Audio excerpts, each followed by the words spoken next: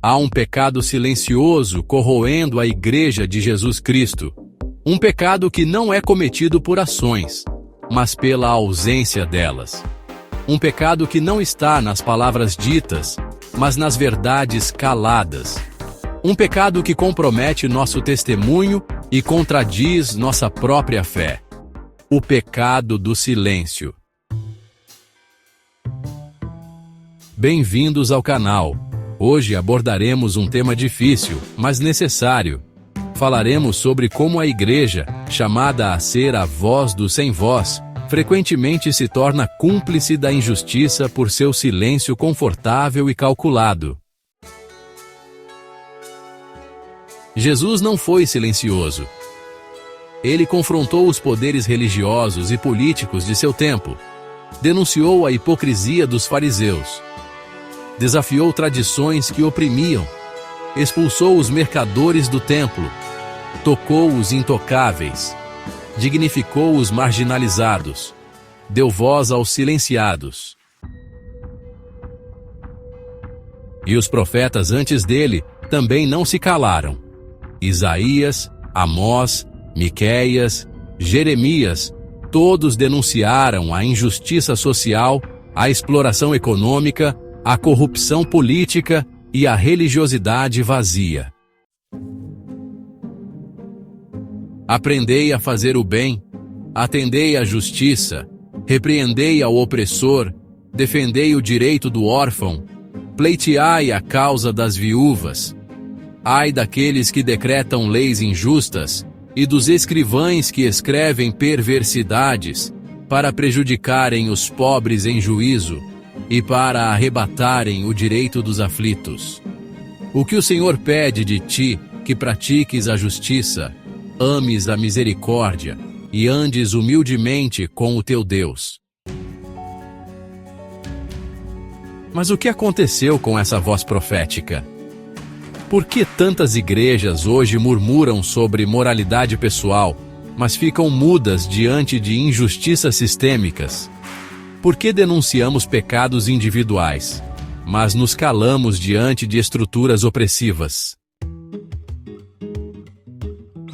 Enquanto estamos confortáveis em nossos templos, pessoas vivem nas ruas sem um lugar para dormir. Enquanto discutimos teologia, crianças passam fome. Enquanto construímos impérios religiosos, idosos são abandonados. Enquanto investimos em tecnologia para nossos cultos, comunidades inteiras não têm acesso à água potável. E o que fazemos? Oferecemos orações sem ação. Cantamos sobre amor sem praticá-lo. Pregamos sobre compaixão sem demonstrá-la. Como chegamos a este ponto? Como a Igreja, que deveria ser a consciência moral da sociedade, se tornou tão seletivamente muda? Vamos examinar as causas desse silêncio pecaminoso. Primeiro, o conforto. Tornou-se mais fácil pregar um evangelho que não incomoda, que não desafia o status quo, que nos permite permanecer em nossa zona de segurança. Esquecemos que Jesus prometeu tribulações, não conforto. Cruz, não coroa. Segundo, o medo. Medo de perder membros, medo de controvérsia, medo de retaliação, medo de ser rotulado. Mas Jesus nos ensinou: não temais os que matam o corpo. O medo nunca deveria silenciar a verdade. Terceiro, os interesses. Quando a Igreja se alia a poderes políticos e econômicos, compromete sua capacidade de profetizar contra eles. Quando depende de doações dos poderosos, hesita em confrontar suas injustiças. Quando busca influência nos palácios, abandona sua vocação nas periferias. Quarto, a polarização. Permitimos que a divisão política contamine nossa fé. Quando a defesa dos pobres ou do meio ambiente é vista como coisa de esquerda, e a defesa da família ou da liberdade religiosa como coisa de direita, perdemos a capacidade de avaliar cada questão à luz da palavra, não de ideologias. Mas as consequências desse silêncio são graves. Primeiro, comprometemos nosso testemunho.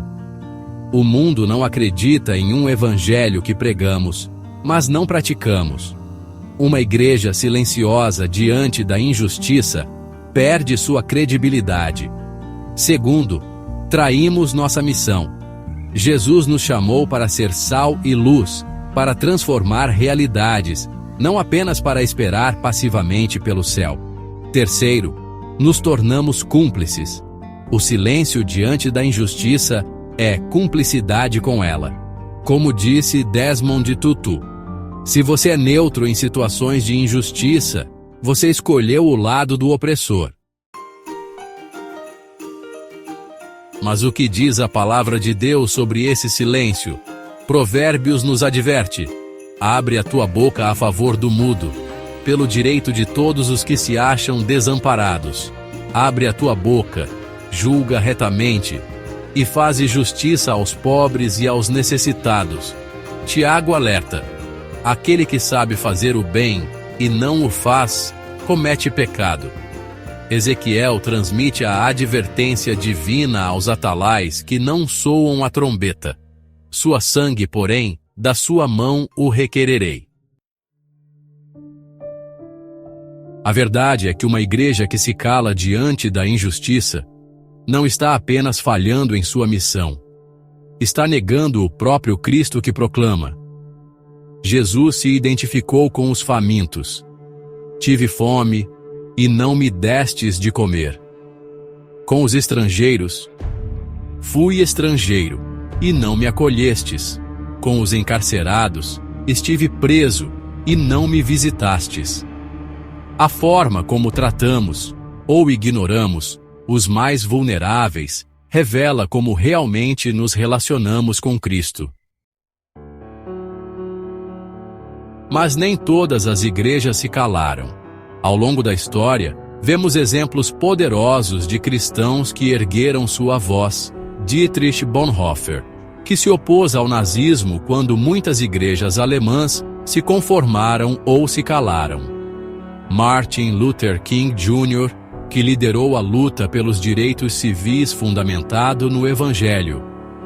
Oscar Romero, que denunciou a violência contra os pobres em El Salvador até ser martirizado. Corrie ten Boom, que arriscou sua vida escondendo judeus durante o Holocausto. Esses homens e mulheres entenderam que seguir a Cristo significa estar onde Ele estaria, ao lado dos oprimidos, dando voz aos silenciados, confrontando sistemas injustos. Então, como recuperamos essa vocação profética? Como rompemos esse silêncio pecaminoso?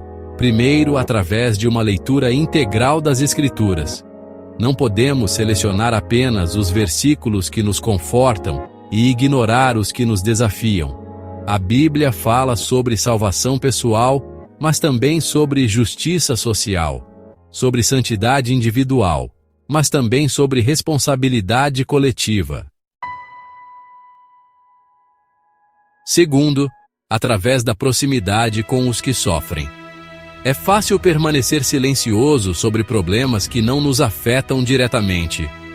Quando nos aproximamos dos marginalizados, quando ouvimos suas histórias, quando sentimos sua dor, o silêncio se torna insuportável. Terceiro, através de ação concreta. Não basta falar sobre injustiça, precisamos combatê-la.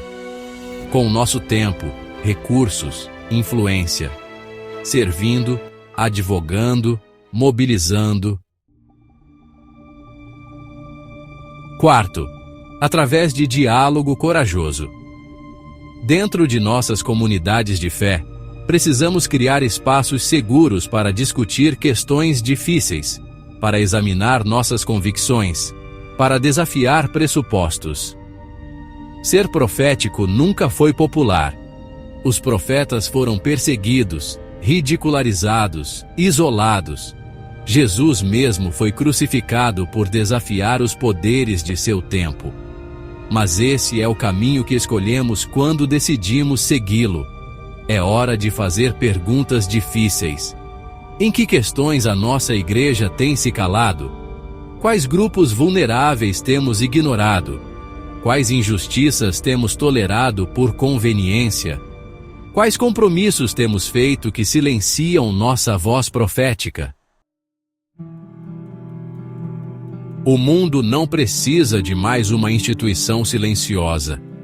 Precisa de uma igreja que seja a voz dos sem voz, que denuncie a injustiça onde quer que ela exista, que defenda a dignidade de cada pessoa criada à imagem de Deus.